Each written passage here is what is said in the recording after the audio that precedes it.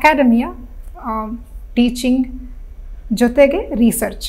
ಇವಾಗ ನಮ್ಮದೇ ಇನ್ಸ್ಟಿಟ್ಯೂಷನ್ ತೊಗೊಳ್ಳಿ, ನಮ್ಮ ಸ್ಟೂಡೆಂಟ್ಸ್ಗೆ ನಾವೇ ರಿಸರ್ಚ್ ಮಾಡಿ ಕ್ರಿಯೇಟ್ ಮಾಡಿರೋದು ಮಟೀರಿಯಲ್ ನಾವು ಕೊಡ್ತೀವಿ. So there are so many institutions, colleges. So ಅವ್ರಿಗೆಲ್ಲರಿಗೂ ಕಂಟೆಂಟ್, ಲೀಗಲ್ ಕಂಟೆಂಟ್ ಕ್ರಿಯೇಟ್ ಮಾಡೋದಕ್ಕೆ, ವೆರಿಫೈ ಮಾಡೋದಕ್ಕೆ ದೇ ನೀಡ್ ಲಾಯರ್ಸ್. ನೀವು ಯಾವುದೋ ಒಂದು ಸಬ್ಜೆಕ್ಟಲ್ಲಿ ಪೋಸ್ಟ್ ಗ್ರಾಜುಯೇಷನ್ ಮಾಡ್ಕೊಂಡ್ರಿ ಅಥವಾ ನೀವು ಓದಿರೋ ಸಬ್ಜೆಕ್ಟ್ಸ್ನೇ ಆಳವಾಗಿ ಅಧ್ಯಯನ ಮಾಡಿದ್ದೀರಾ, ನಿಮ್ಗೆ ತುಂಬ ಇಂಟ್ರೆಸ್ಟ್ ಇದೆ ಅಂತಂದರೆ ನೀವು ಟೀಚ್ ಮಾಡೋದಕ್ಕೆ ಹೋಗ್ಬೋದು.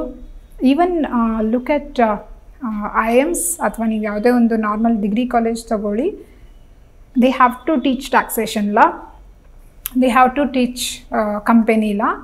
ಅವರು constitution, basics of constitution teach ಮಾಡಲೇಬೇಕು. ಸುಮಾರು ಕಡೆ ಎನ್ವಿರಾನ್ಮೆಂಟಲ್ ಲಾ ಇದೆ ಆಪ್ಷನ್ UG ಸ್ಟೂಡೆಂಟ್ಸ್ಗೆ.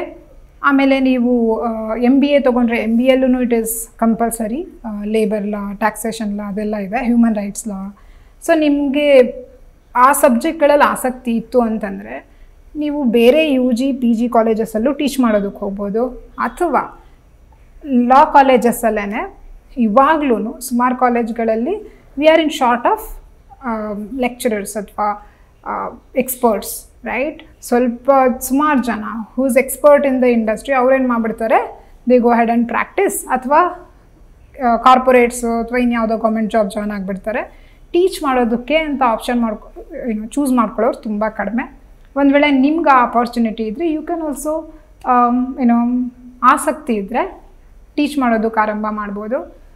ನಿಜವಾಗ್ಲೂ ತುಂಬ ಚೆನ್ನಾಗಿದೆ ಪ್ಯಾಕೇಜ್. ನೀವೇನಾದರೂ ಟಾಪ್ ಲಾ ಸ್ಕೂಲ್ಸಿಂದ ಪಾಸ್ಔಟ್ ಆಗಿ ಆಚೆ ಬಂದಿದ್ದೀರಾ, ಕಾಲೇಜ್ಗಳಲ್ಲಿ ಹೋಗಿ ಟೀಚ್ ಮಾಡ್ತೀನಿ ಅಂತಂದರೆ ದೆಲ್ ಫೀಲ್ ಲಕ್ಕಿ. ಯಾಕಂದರೆ ಅವ್ರಿಗೆ ಸಿಗೋದಿಲ್ಲ and definitely they'll pay you huge.